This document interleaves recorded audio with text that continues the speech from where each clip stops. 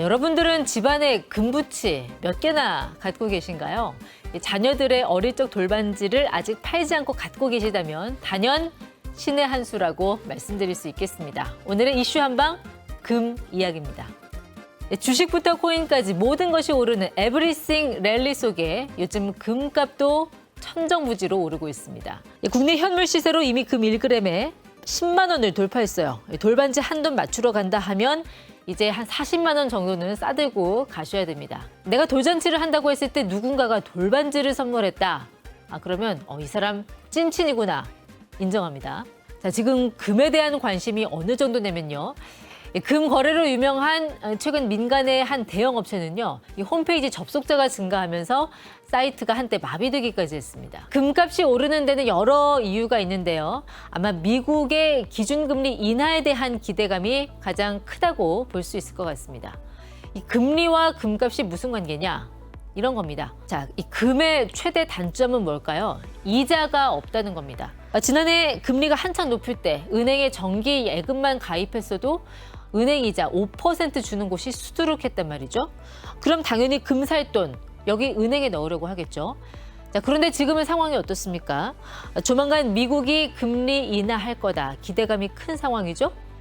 기준금리가 내려가고 그러면 시중금리도 내려갈 테고 그러면 은행에서 예전만큼 금리 못 주겠는데? 이자 못 주겠는데? 그러면서 자연스럽게 사람들이 투자에 관심을 금으로 돌리고 있다는 겁니다. 물론 이 세상이 태평성대하다면 굳이 그런 생각 안 할 수도 있어요. 그런데 지금 어떤가요? 중동 위험하죠. 이 러시아하고 우크라이나 여전히 불안합니다. 중국과 타이완까지 곳곳에 지정학적 리스크가 산재해 있단 말이죠.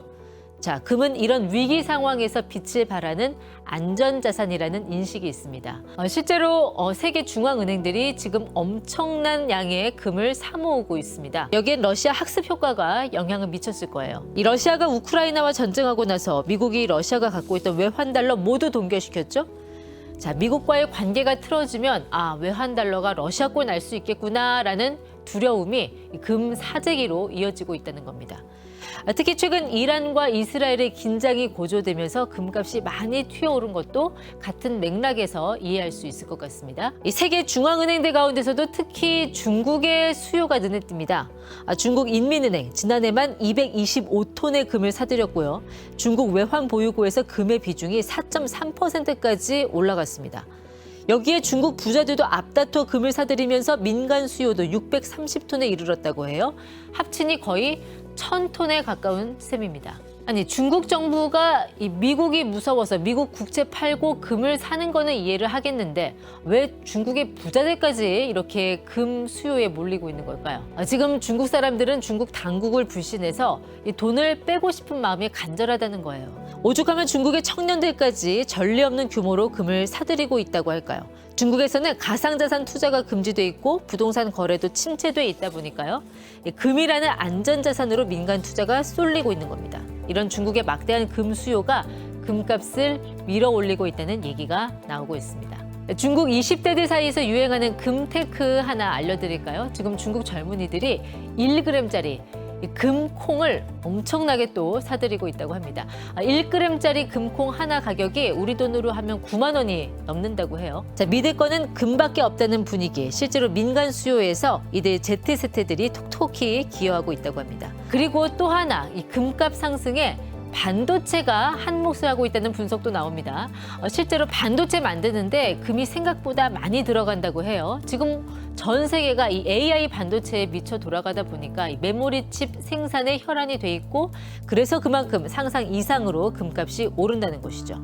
반도체가 앞으로도 유망하다라고 생각이 된다면 본인의 포트폴리오에 금 하나 정도 넣어두는 것도 괜찮은 방법이 되지 않을까 싶습니다. 자, 그럼 이제 금값은 여기가 고점이냐 아니면 여기서 더 갈 것이냐 궁금하실 겁니다. 미국의 대형 투자은행 이 JP모건은 올해 말 트로이 온스당 2,500달러 그리고 시티그룹은 앞으로 18개월 내에 3,000달러까지 금값이 오를 것으로 전망했습니다. 지금 세계의 큰손들은 세상이 더 불안정하고 위험해질 것이라는데 강하게 베팅을 하고 있는 것 같아요.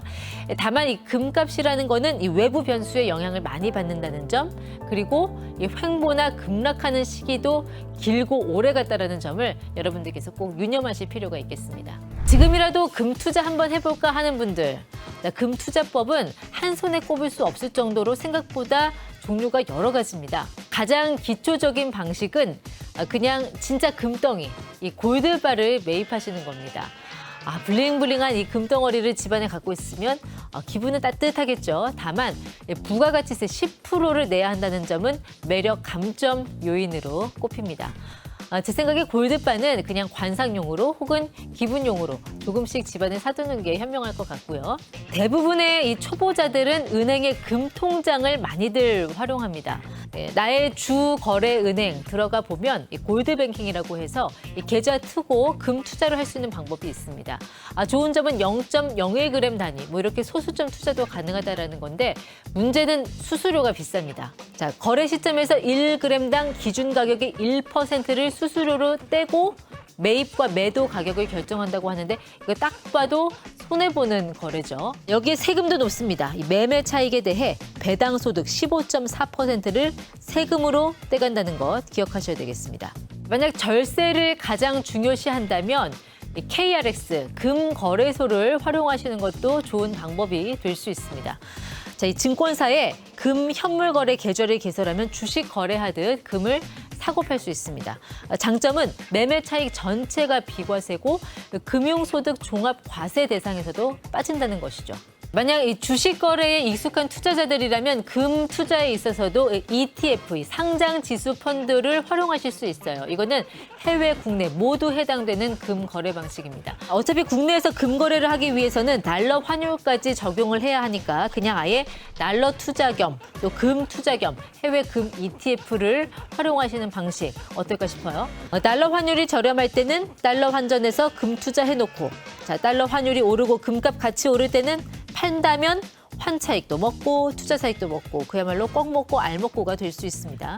자, 이렇게 금 이야기를 풀어내다 보니 갑자기 드는 생각. 앞으로 치과 가서 금리빨 할 때도 금 시세를 봐가면서 시기를 조절해야 하나? 저는 이미 제 입안에 금리빨을 3개나 갖고 있는데 제법 많은 비상금을 넣고 다니는구나. 치아 보험이라도 들어야 되나 하는 생각도 해봤습니다. 지금까지 이슈 한방이었습니다.